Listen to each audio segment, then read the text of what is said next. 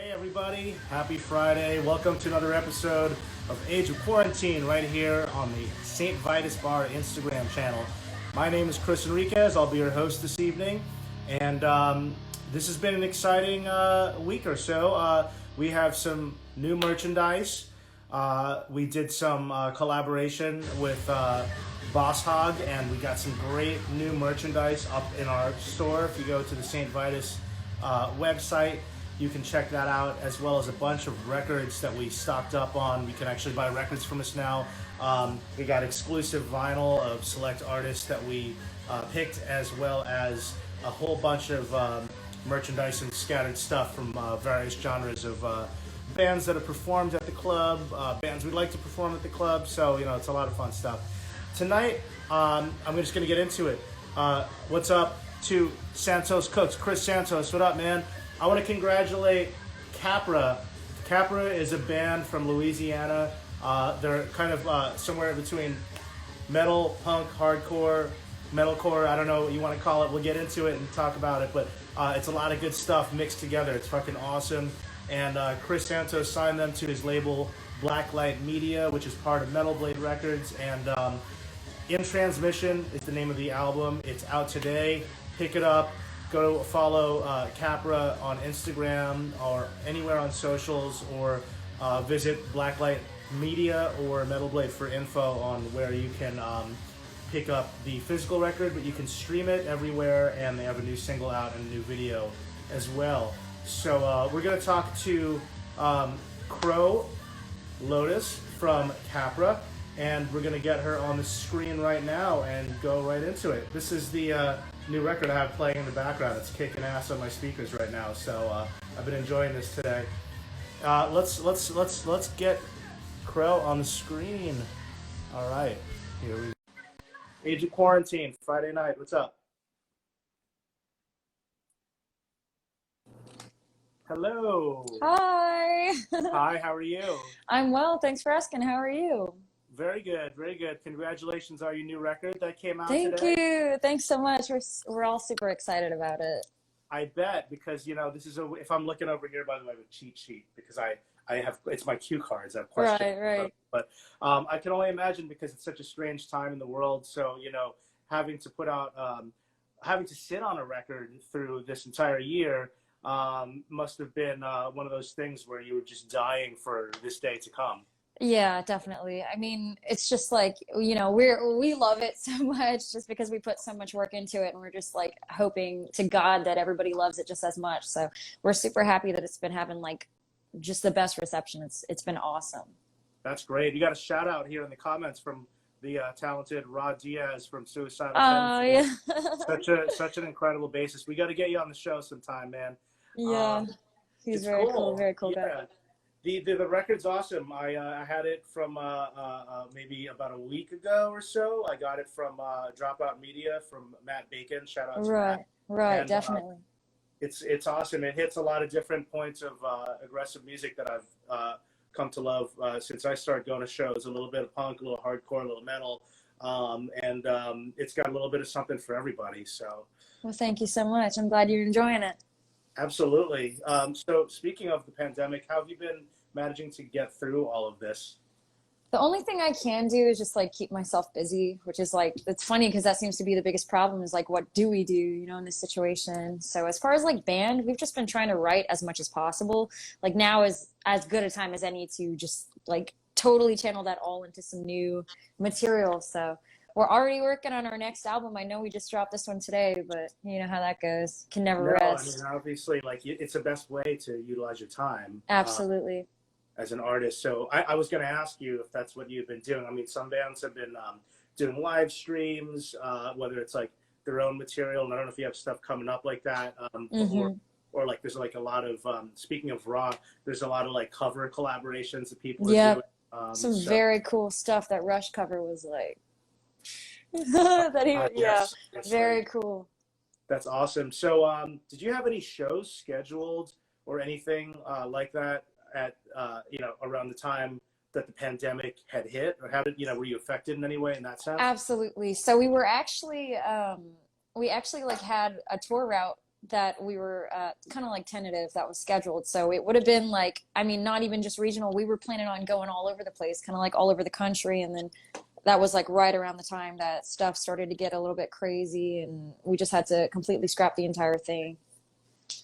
Unbelievable. It's Yeah. so, it's like, well, is the stuff that you had scheduled postponed, or is it just kind of set I aside? mean, it was like so long ago, you know, that Yeah. it was like, I'm not even sure. I mean, maybe people are still talking about it, but I kind of lost hope for what was happening back then, and just looking forward to like a, you know, a brighter future, I guess. For sure, for sure. I mean, you know, there's festivals coming back and being announced. There's shows Right. and things. So I feel like there's definitely a light at the end of the tunnel for artists Yeah. that have been kind of dormant. And so, you know, coming out with your record today, I think was a really great, you know, move, you know, in terms of like sooner than later, I think we're going to start to see some really cool things kind of come back to life. So, Yeah, I sure hope so. yeah. And then, so you're from Louisiana, right? Right. Mhm. Are you originally from there? Yeah, basically. Okay, yeah, enough to kind of say that the band's from there. So, Right. are you? I like to use this platform and show to kind of like dig into the history of our guests. So, you know, we're gonna go for it here. We have an hour, and we'll kind of. I always call it a glorified. I told Chris Santos when he was a guest that it's like a glorified therapy session. So speak Yeah. at will, and feel free to elaborate as you wish. Right. But I'd like to know, growing up in Louisiana, or just the various places that you may have come from, how did music enter your life and eventually lead to metal, aggressive music? I mean, this could kind of lead into like first shows, first records, and that kind of backstory. Right. Well, the funny thing is I did get a lot of my CDs from like my parents, like little I don't know what you'd call it, like desks and stuff. I would just find their CDs and kind of like go in my room and listen to them. A lot of the time, I was not supposed to find those CDs because it was some pretty explicit stuff. But basically, from there, that's where my interest began. And then I just started. Around the time that I was growing up, it was like, you know, MySpace was the thing. So I'm only 25. So I actually used MySpace a lot to discover a lot of bands, and it was just crazy, like finding all these different people and like the huge variety of things that I actually enjoy listening to, which is not just metal. It's, you know, it's a huge variety of amazing artists out there. And I actually started playing music when I was about, I want to say 15. My brother had like started, you know, like whatever high school band, and of course I wanted to do everything that he was doing, so I was like, teach me something, just teach me how to do something that I can go out there and play. And I actually started out on bass, and I played bass for, I think it was like, I mean, up until a couple of years ago, whenever I joined Capra, I was never originally a vocalist at all. Vocals is actually something that's new to me. Interesting. So, well, let's go back a little bit though. So I'm curious about the records that were explicit that your parents had. Because, you know, to me, I'm like thinking like it could be hip hop, it could be metal, Right. it could be, you know, Yeah. what kind of CDs were we talking about? Well, it's funny because I just rediscovered this yesterday, but one of the first ones that I found was like Boys to Men, which is like so random. And of course, like, you know, another one that my dad had that was actually my first metal band I ever listened to was a Pantera CD, which is crazy because he's not like, you know, if you'd meet my dad, he's totally not that kind of guy. So it's like, what do you, I was like shocked that he had something like that. Right. Yeah, if I want to sit and think about it, but I couldn't think about it now because I've got a camera on me. I mean, but Boys to Men, actually, I'm not even trying to be funny. Like I grew up when Boys to Men was on MTV and had hit singles, and like a lot of R&B bands were actually pretty explicit. Yeah, like, it's crazy. There would always be like the guy that would like, there'd be like the singing, the love songs, and then like the guy that would sort of like start saying crazy shit. Like the rap, yeah, the just monotonous basically like just spoken word of like some really crazy Yes, like out there exactly. stuff. It's funny because actually when I say I rediscovered it, I was thinking about it yesterday. Like, I wonder if that was something that was like, you know, as a kid, if it's just because I was a kid, I wasn't used to this kind of thing, if it really was as like kind of like dirty as it seemed. And I went back and listened to it. I was like, yeah, this is exactly about as dirty as I remembered it was. But well, Pantera though is like a pretty serious thing to be exposed to, even for like my generation. I'm 41. Like that was an extreme band for sure, because it was like next level. This is a band that was like pretty popular, you know what I mean? So it's Right. like pretty shocking. So that's cool that you heard that at such a young age. Now, so you mentioned that you were, well, so actually, wait, hold on. Let's stick on that for a second, because you got into music that way, and then like, when did you start going to shows and picking up the records that you wanted, and what were some of those experiences? I started going to shows basically when I started playing shows, because a lot of the shows are in bars. And we actually have this rule. I don't remember if it's like popular anywhere else, but if you're playing a show under the age of 18, you're allowed to be in the bar. Oh, wow. I'm not sure if that's, but that's how it is over here. So I got lucky enough that I got to see like a lot of bands that I do like before other people my age. Like I think I was probably 17 when I saw Crowbar for the first time, and they ended up being one of my favorite live shows. Hell yeah. Right. And there was this one bar, it's not even open anymore. It's such a bummer, but it was a really cool venue in like just outside of Lafayette, called the Station Bar and Grill, and I saw so many cool bands there. I'll never forget it. And of course, like all good things come to an end. So Crowbar is a staple for the metal scene in Louisiana. Yeah, definitely, especially in Louisiana. Yeah, I think that's rad that that you got to experience that as part of your. I mean, you just dropped some Pantera and Crowbar, so I love that. Very much showing my roots, I guess. Yeah, and so yeah, I mean Louisiana too by nature, like with bands like that, and I Hate God. There's metal in the water over there, you know. Oh, absolutely, right. Yeah. So so then as far as like you kind of like finding yourself through music, what were some other like what were some impactful groups that you found on your own where you were like, I really think that this is cool, and I want to, I was mentioning this earlier, that like I could hear a little Every Time I Die in your music.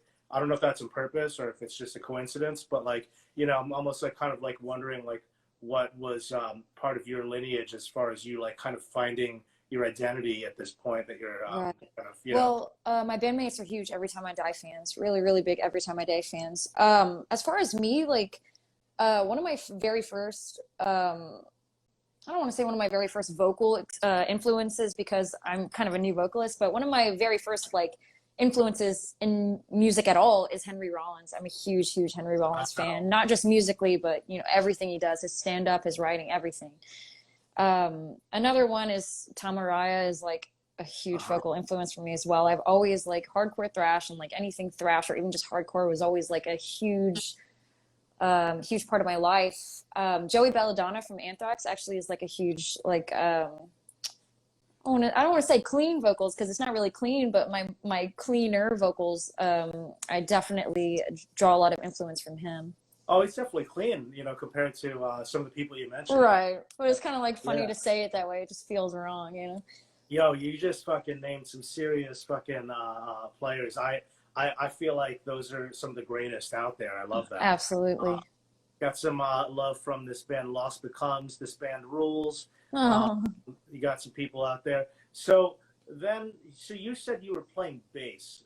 Right.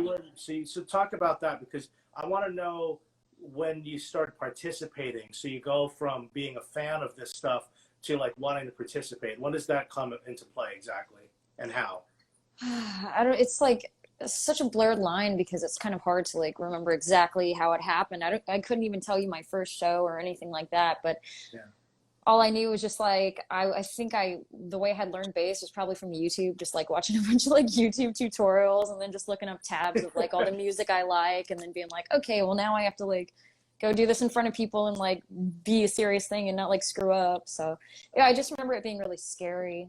But whenever I finally got the courage to just like get out there and do it, and like actually just playing on stage to like maybe like 3 people, it was like the most exhilarating experience. And I knew that that's what I wanted to do for like a long time. You know what I mean? Yeah, for sure. There's nothing like it when you find it, and it just pops. Like you're not like kind of like in and out. You're like, oh, this is where I belong. Mm-hmm. Now, what was the band before Capra that you were playing bass in? Was it an original band or was it a band that you were... Yeah, it was actually a band with my brother.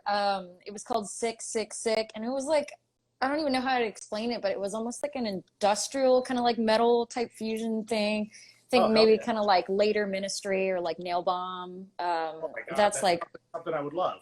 right. Well, maybe I'll have to show it to you, but Yeah. it's funny because it was one of those things that when I was doing it at the time, it was like not really a whole lot of people in our area were doing it, and so it was very like kind of outlandish. And I kept thinking like, man, like I had the weirdest like insecurities about it. And then now going back and listening to it, I'm like, this shit was awesome. Like it was so good. It's such a bummer that I wasn't as confident whenever I was creating it. That's such a big thing too. That genre like, kind of like had a big resurgence. You know, like bands like Youth Code.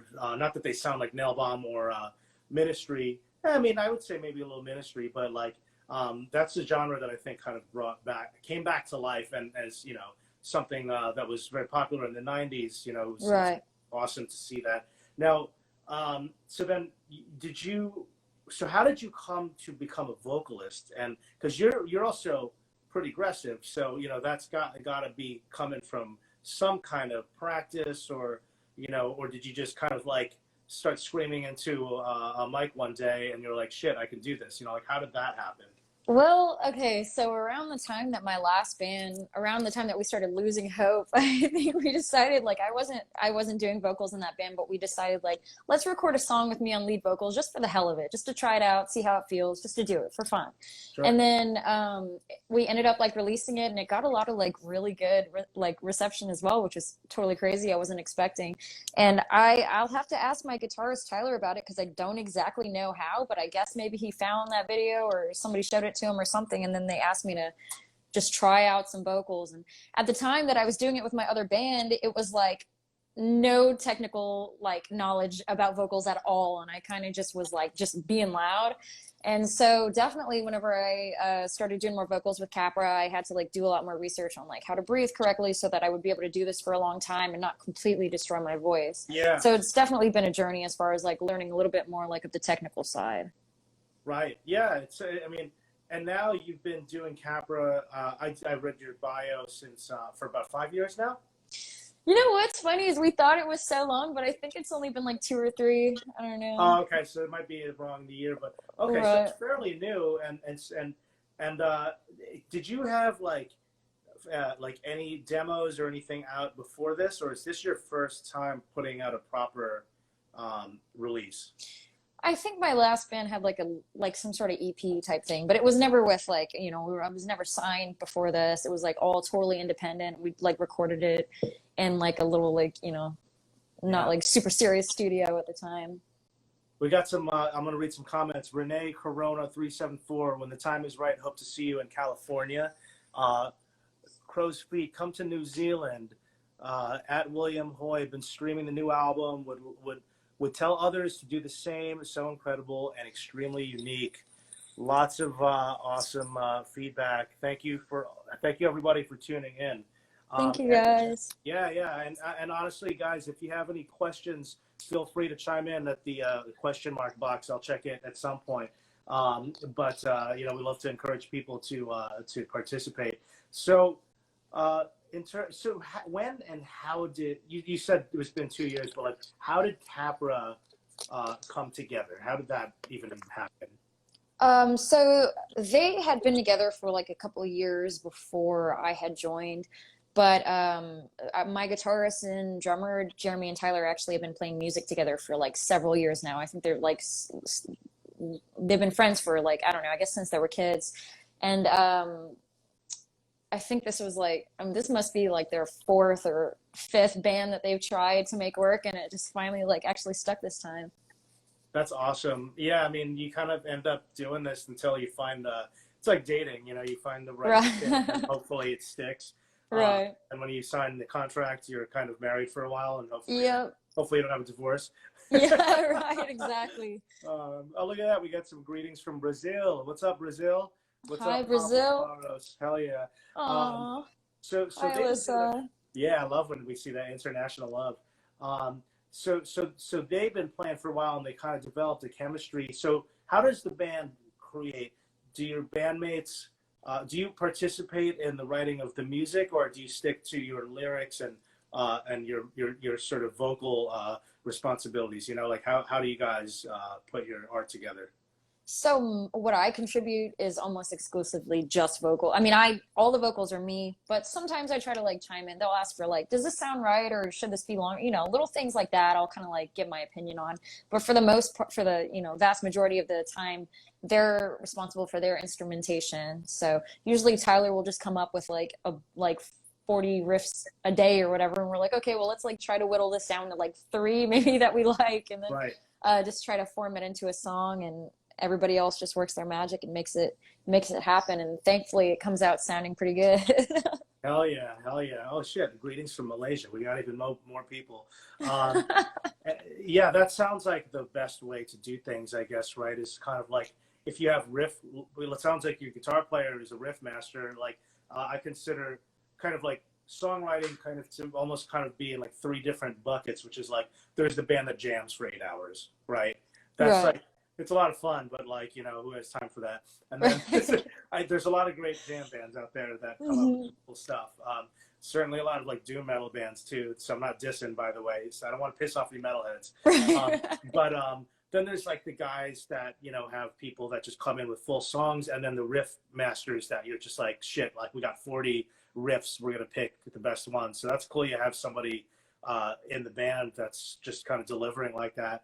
And then as far as like your, you know, this is a kind of a 2-part question, but like you mentioned your vocal influences, but where do you see yourself in your lyric writing, and where you're coming from? You know, I'm sure every song has its own subject matter, but you know, I'm almost asking that question in the sense where, like, you know, some people are political, you know, political band, and some people are more on the personal, and some people just have a open door to anything that they want to sing about. So like, where are you coming from as a vocalist?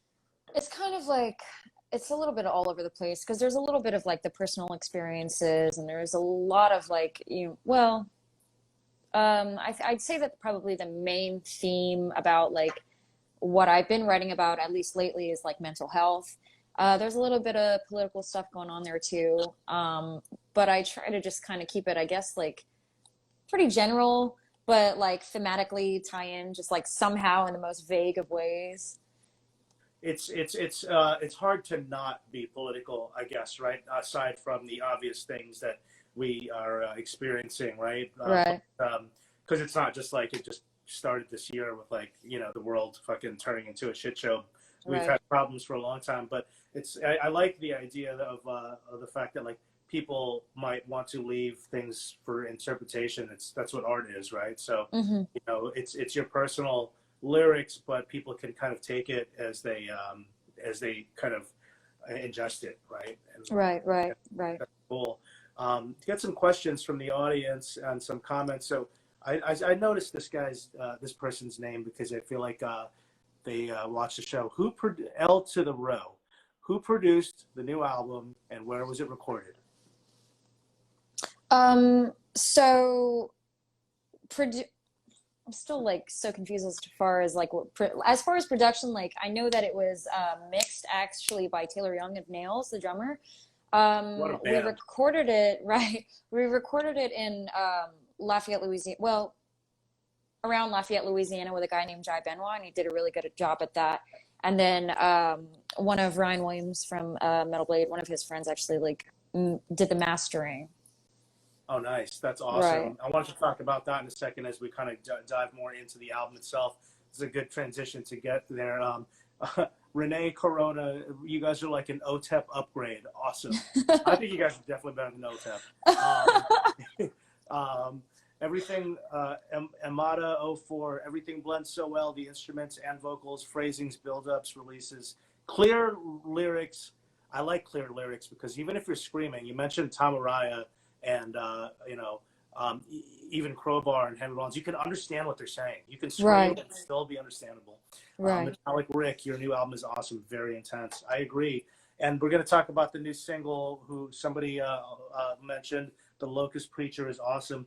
Tell me about the Locust Preacher. It's the single. It's there's a video for it. Why did you pick this one as the standout track? That was I want to say that was actually the first one that like we wrote after I joined the band, like from top to bottom. And I guess it's just like near and dear to us at this point. And then also the lyrical content for me is something that's really like important, something that resonates is the word I'm looking for. Resonates with me really strongly, just because I actually wrote the lyrics to that one about like my whole life I struggled with sleep paralysis since I was like a kid, and I just recently started like actually learning how to like kind of combat it, I guess, and prevent myself from having other episodes. So that song is just almost, I want to say, like an abstract kind of retelling of like what that experience feels like. The video is like a very loose based kind of representation of that feeling, I guess. I love the video. I had Thank a you. link before it was public. And do you guys have other singles and I don't expect you to let us know which ones, but are there other videos in the works? So we did have one that like the one that dropped today.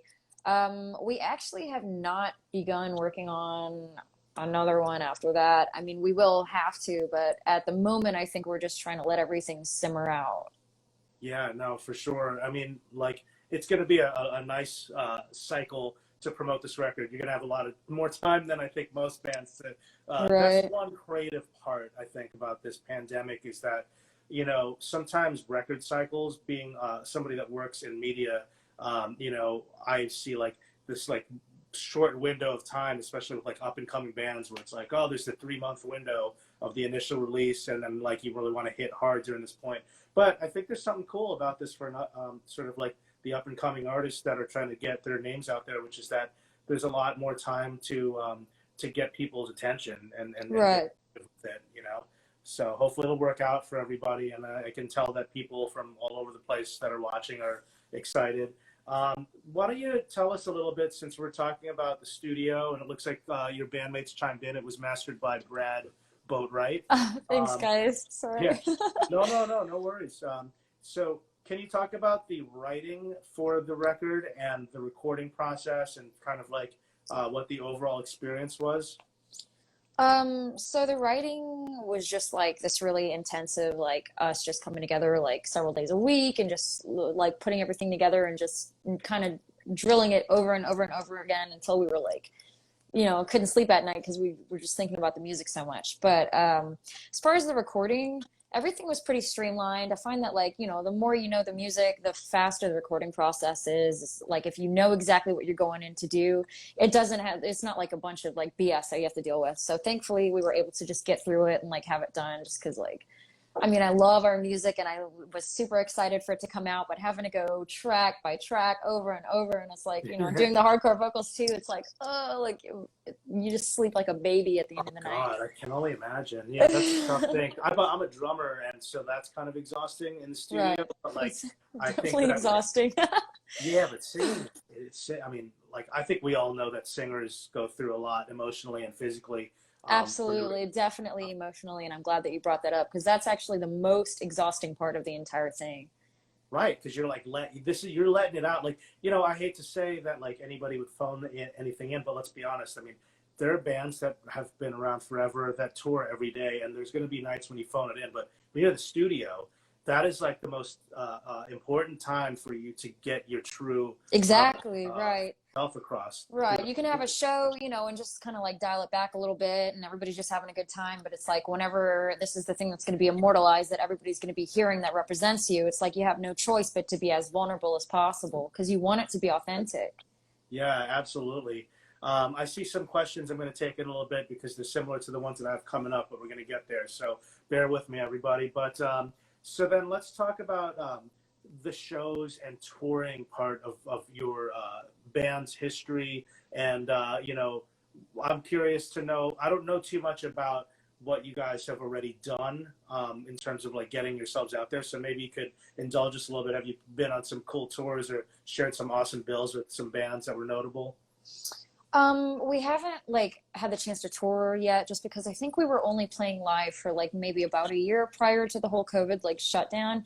We Yeah. did play some cool shows. We actually shared a bill with I Hate God. We were just talking. Oh I my don't know God, if we that's mentioned them amazing. earlier. Maybe we I did. did, yeah, Oh because yeah, I thought they're yeah, right, legendary. right, right. They're Yeah, legendary. so we did have one recently that we shared with them, which was really, really cool. We played a show. It was actually the last show before COVID with Child Bite and Today is the Day, which was a Oh my really, God. really cool show too. Yeah, I'm friends with a bunch of the Child Bite guys. They've been on the show. That's Oh, so right. funny because They're yeah. super nice, super, super nice.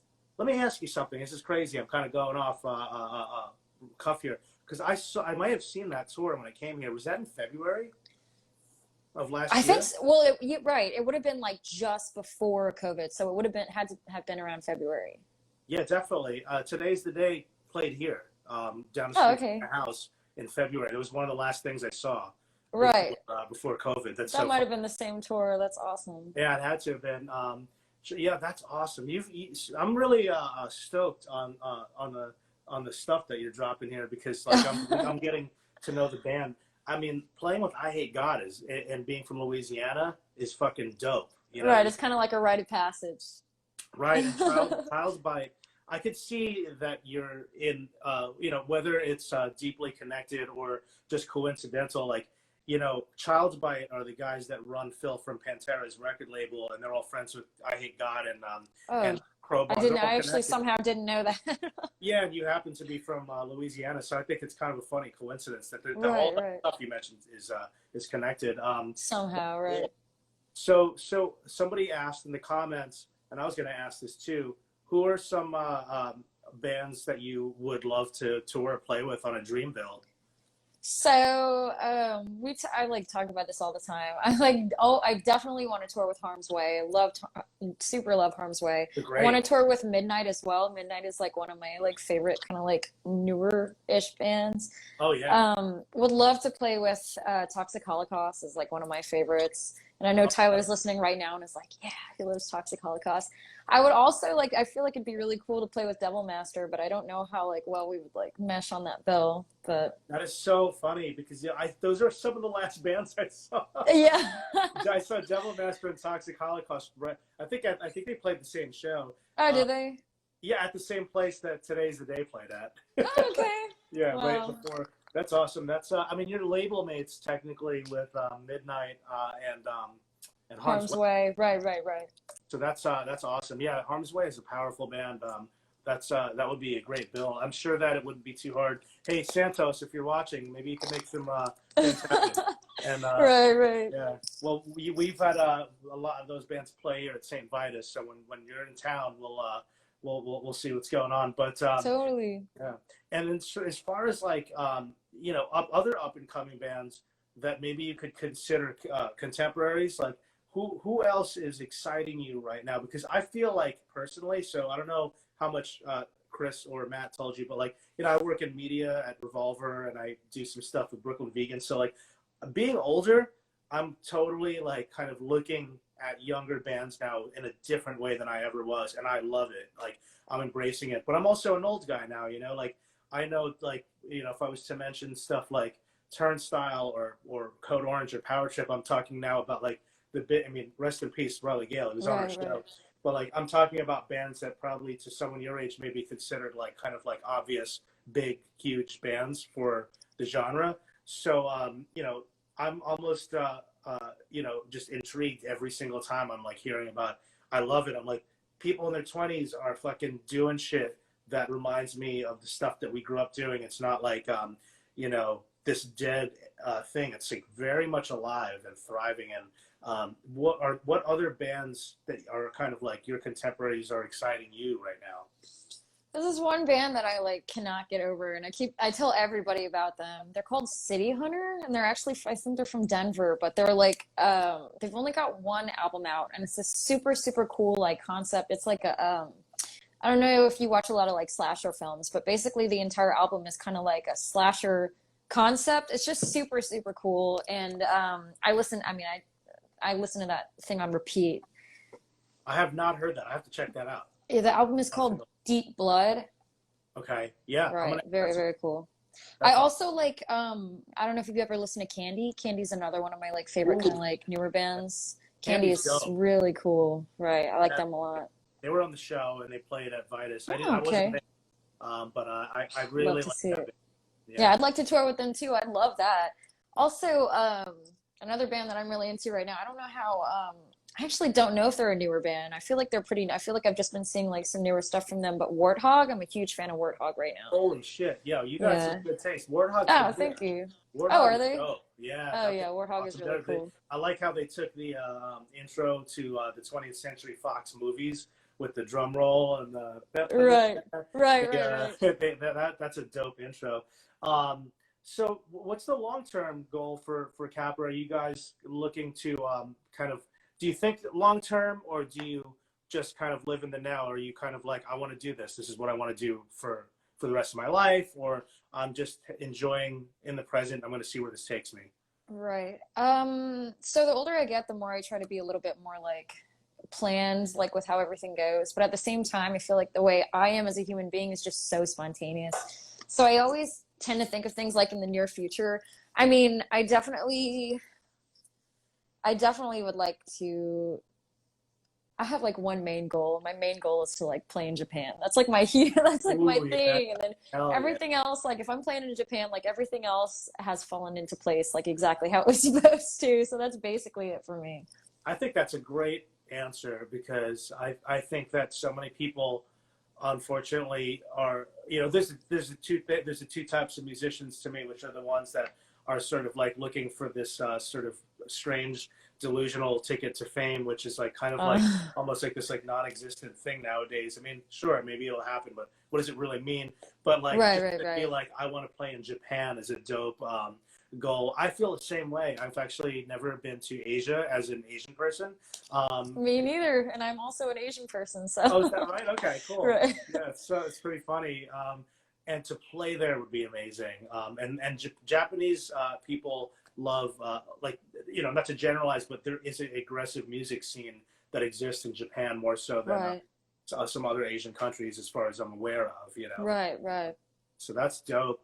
And then let's talk about the upcoming things that are happening. Are you talking to anybody about potential shows, or anything of that nature, or is it still too early? I know for me, like, I'm hearing about stuff happening, but it's very new. I mean, I'm going Right. to a show tomorrow in New York. I don't know if that's, it feels wrong, but I'm gonna test out the water. Yeah. Happens. Yeah, I definitely get. Yeah, so we've been discussing like, possible certain dates and venues and stuff like that. The only thing is it's like it's so hard to know exactly how things are going to play out. I mean, and then that's also like several months in the future. So it's kind of like we're just fingers crossed everything in the world kind of goes the way it needs to go for the next like couple months or so that we can finally get back out and like start like actually showing people what we've got, because we're just so sick and tired of like being behind a I mean, like it serves its purpose being behind a screen, but at the same time it's like there's nothing like that, like real raw energy being I like know. physically around other people. Yeah, the live stream thing kind of was like, I guess everybody had panicked and like was like, what am I going to do now? And it was Right. cool. I loved seeing how the music community was challenged and how they dealt with it. I know. Yeah, definitely. Yeah, I mean, like it kind of felt like end of the world kind of thing, but at the same time, you're like, I'm a musician. This is what, a lot of these people might be like, this is what I was put on earth to do, and I'm not gonna just kind of sit here and wait. I'm gonna do Yeah. something. Yeah, definitely. Let me ask you, kind of going off cuff here, because I like I said, I come from kind of like an age of like going out, no internet, no social media, kind of like the old, might as well be like the fucking 1800s, like caveman days, or 1800s and the caveman days are two different things, but you get my point. Yeah, right. Yeah, I just like said that and was like, that makes no sense, but you came up during the MySpace sort of generation, which I remember very well because I was kind of assimilated to whatever it was. You kind of have to. But how do you feel about being an up-and-coming artist today with rock music? Let's just call it rock music. Not necessarily being mainstream, but also at the same time, like having so much advantage with streaming, you know, obviously social media, just like different avenues that are out there that I'm sure you are like. I don't use TikTok. I signed up and I kind of get it, but I feel awkward. I feel like I don't belong there. So I'm just like kind of interested in your take on all this stuff. So the way I feel about it is basically like I acknowledge like all the advantages we have. It's amazing to literally like just be able to put something on the internet and then like anybody who wants to see it can see it. But at the same time, everybody can do that. So there's like huge like competition. Not to say that we're, you know, in competition, but like getting people to actually listen to us is, I feel like, is so hard because it's like, well, they've got like how many other people to listen to? Sure, like the competition. I mean, it's like you get on a playlist if you're lucky, maybe like a Right. playlist, and then you end up on some you know, thing with like some really big artists, and then, you know, I like these things. You know, it's cool. It's just interesting. I feel like there's almost an endless amount of subtopics of how all that works that you can kind of twist and turn into. We got some comments. So this is from Zach Chow Official. Oh my God. Hey Crow, is this somebody you know? Yeah. Okay.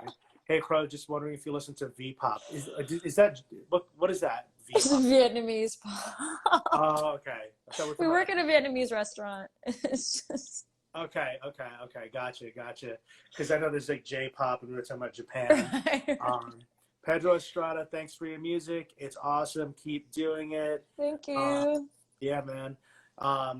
And then, you know, I guess finally, you know, we're going to kind of come to a close because I'm kind of out of questions. But do you have any? Actually, you want to play a game with me really quick? I like to do this with some artists. Let's do it. Like rapid fire stuff. Okay, let's do it. All right, let's do this. Desert Island Records. You ready? How many? Oh no. So you want to do 5 or 10? It's too many because then well, it's like too many, but then it's too little, and I'm gonna feel bad if I don't name everyone that. Let me think. I'm gonna feel so bad. Okay. Bad Company, self-titled, first one. Wow. And then You're like an old soul, you know that? I know. I was like, I hate to be like, I'm not, you know, I do like new stuff and whatever, but No. man, it's so hard because it's like changes all the time. We don't have to go in order, by the way. Okay, I mean, okay. We could go. Let's do 5, and then if you want, we'll just say we'll pick the one that's number 1 after we go through the 5. Right. All right. Black Flag, Damaged, of course. Oh, hell yeah! Bad Company and Black Flag, Damaged. Get out of I here. know, what a combo. It's so weird. I love it. Yeah. Oh man. Portishead. Nice. Yeah, you already know. Gotta have Portishead. I'm trying to think of every mood I would be in whenever I'm out there. Well, so let me tell you what you got. You got Bad Company, Black Flag, and Portishead. So you got like, you know, classic rock, angry punk rock, and you got some weird combo. Yeah, now you got 2 more left. It's hard. I want to say, let's throw that City Hunter album, Deep Blood. We're throwing that in there too. Who's that? City Hunter, that one I was telling you about earlier, that band that I'm crazy about right now, the serial killer concept. So I have to check that out. They're super cool, highly recommend. And then, yeah, 1 left. I'm like trying to figure out if I want to say State of Euphoria or Persistence of Time. One of those 2, Anthrax. I probably got to say State of Euphoria, Anthrax. That is so interesting. I love that you are talking about Joey Belladonna era Anthrax. Like that Huge band, fan. Yeah, I mean, well, he's a great singer. I mean, he's freaking insane, you know. But Right. I don't know. I mean, I'm not gonna act like they don't get enough credit because they are one of the top 4. You know, they're considered one of the big 4, right? So it's Slayer, Megadeth, and Metallica. But I don't know. For some reason, I just feel like they still don't get as much credit as I wish they did. And they're our band in New York. That's right. Like, they actually played a very intimate show at St. Vitus, and that was I saw them when I saw them on the Slayer tour that they were with Behemoth and Lamb of God and all that too. Wow. Super cool. That's cool. I cried when they came out. Really? Yeah, I certainly did. I shed a tear. That's amazing. Yeah, you really are an Right. old soul. That's Dude, great. I'm bummed. I just Wish You Were Here. That should have been my first choice. What? Wish You Were Here, Pink Floyd. That should have been Wish my You very Were Here first by one. Pink Floyd. Okay. All right. Yeah. Well, you know what? At least we got a good What's scope there? musical taste. Yeah. And then as far as okay, let's talk about dream bill. You could play with like 3 bands and you're opening. Who are these bands? Like, do they have to still be a band? No, it Can doesn't it have, be no, anybody? it's all made up, so they don't have to All say right, all right, all right. Black Flag. it. Love it. I mean, I feel like it's gonna be a lot of the same band. Black Flag, Anthrax, and like if I had one more,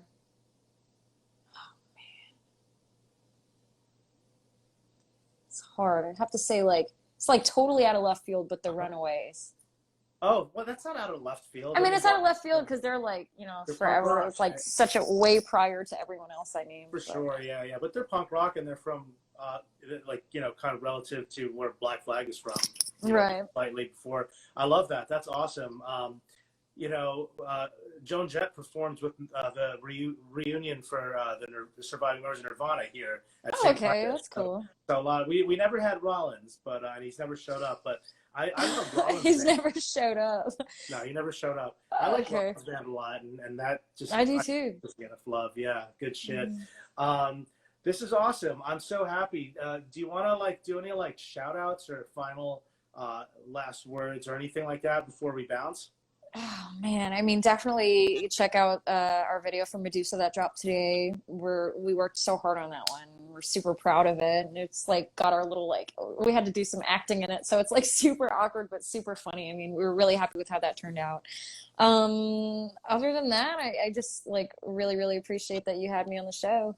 Yeah, absolutely. I actually just realized there was a question I didn't ask yet, and I'd be upset if I said goodbye without asking it. But how did you link? Let's do one more. How did you link up with Chris Santos and Blacklight Media? How did that happen?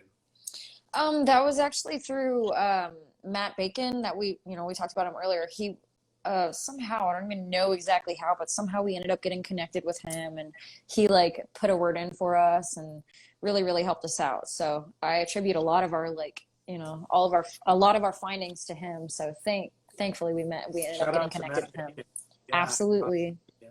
Well, you're in good company because we are all from the same city. I mean, Chris left us, but we're going to be seeing him back here again soon. I think for his birthday, which we're hoping to celebrate soon. But those are some very influential people in the music scene out here in New York, and I can see Hardworking people too, very hardworking.